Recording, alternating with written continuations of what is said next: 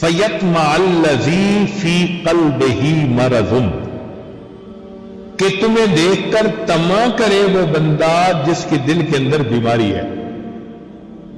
اس کا مطلب یہ کہ قرآن سے ثابت ہو رہا ہے کہ جب غیر عورت کو دیکھ کر کسی کے دل میں طمع ہوتی ہے، شہوت اٹھتی ہے، تو یہ کیا چیز ہوتی ہے؟ فی قلبہ مرض۔ قرآن کہہ رہا ہے فَيَطْمَعَ الَّذِي فِي قَلْبِهِ مَرَضٌ۔ اب اگر ایک بندہ مسجد سے باہر نکلتا ہے اور اس کے لیے آنکھ کو کنٹرول کرنا مشکل، ادھر بھی عورت چلتی دیکھتا ہے ادھر بھی دیکھتا ہے، تو بھائی یہ تو کنفرمیشن ہو گئی کہ اندر روگ ہے۔ لوگوں کو ہم دھوکہ دے سکتے ہیں، رب کو تو دھوکہ نہیں دے سکتے۔ ہمارا رب تو جانتا ہے نا کہ یہ ادھر بھی دیکھتا ہے ادھر بھی دیکھتا ہے۔ تو جس کی نگاہ اس کے کنٹرول میں نہیں وہ پکا روحانی مریض ہے۔ ہوائی جہاز پہ سفر کرتے ہیں، ایئر ہوسٹس کو دیکھتے ہیں یا نہیں؟ بسوں پہ ویگنوں پہ سفر کرتے ہوئے مسافر عورتوں کی طرف دیکھتے ہیں یا نہیں؟ راستہ چلتے ہوئے ادھر ادھر دیکھتے ہیں یا نہیں؟ دکاندار صاحب آنے والی گاہک عورتوں کو دیکھتے ہیں یا نہیں؟ اگر نظر میں ہوس ہے اور نظر اٹھتی ہے پیچھا کرتی ہے تو یہ تو کنفرمیشن ہو گئی کہ روحانی بیماری موجود ہے۔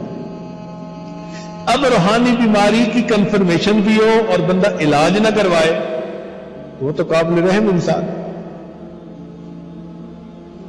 ایسے بندے کو تو قابل رحم کہا جاتا ہے کہ بیمار بھی ہو اور علاج پہ توجہ بھی نہ دے۔ بلکہ اطباء کہتے ہیں کہ سب سے بڑا مریض ہی وہی ہوتا ہے جو اپنے آپ کو مریض ہی نہ سمجھے۔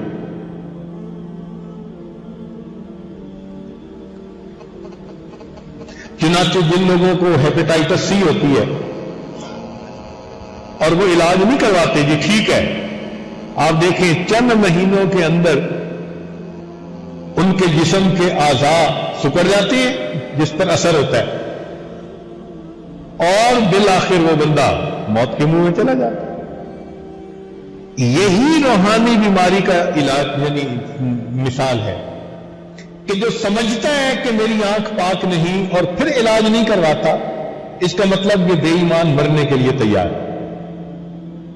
چنانچہ علماء نے لکھا ہے کہ بد نظری کے بڑے نقصانات ہیں، ان میں سے ایک بڑا نقصان یہ کہ موت کے وقت بندہ کلمے سے محروم ہے۔ اکثر موت کے وقت جو کلمے سے محروم ہوتا ہے بد نظری کے گناہ کی وجہ سے۔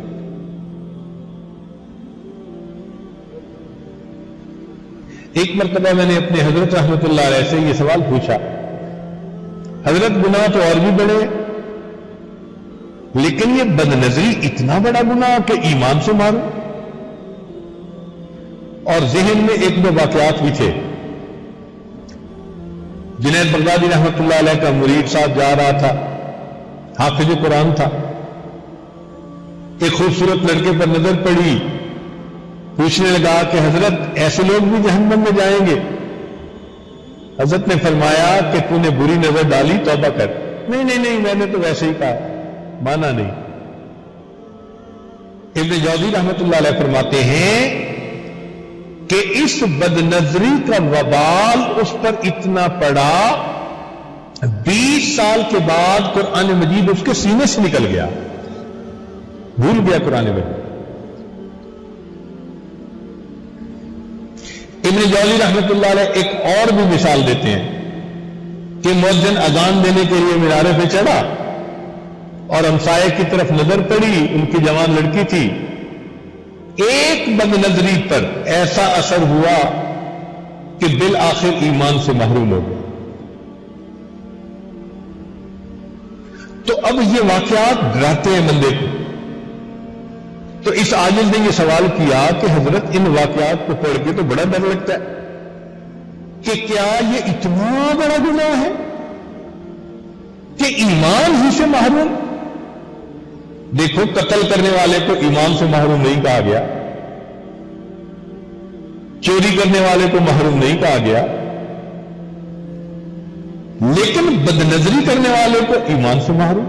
حضرت نے فرمایا کہ ہاں اس کی بنیاد یہ ہے کہ یہ اللہ رب العزت کی غیرت کا معاملہ ہے.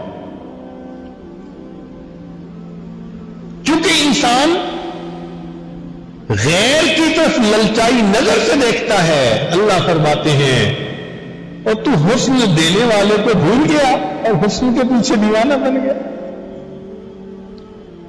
میری طرف سے تو نے نظریں ہٹا لی, مخلوق کے اوپر نظریں جمائی. یہ جو غیرت ہوتی ہے نا, یہ برداشت نہیں کرتی. آپ دیکھیں بیوی سب کچھ برداشت کر جاتی ہے, لیکن مرد اگر کسی غیر کی طرف نظر اٹھا کے دیکھے بیوی کو برداشت نہیں. یہی اللہ رب العزت کا معاملہ ہے. نبی علیہ الصلوۃ والسلام نے فرمایا میں انسانوں میں سب سے زیادہ غیور ہوں, واللہ اغیر منی, اللہ رب العزت مجھ سے بھی زیادہ غیور ہے. تو اس لیے یہ بدنظری بہت بڑا گناہ بن جاتا ہے. نظر نہیں آتا, لیکن یہ اس بات کی دلیل ہوتا ہے کہ انسان کا من بیمار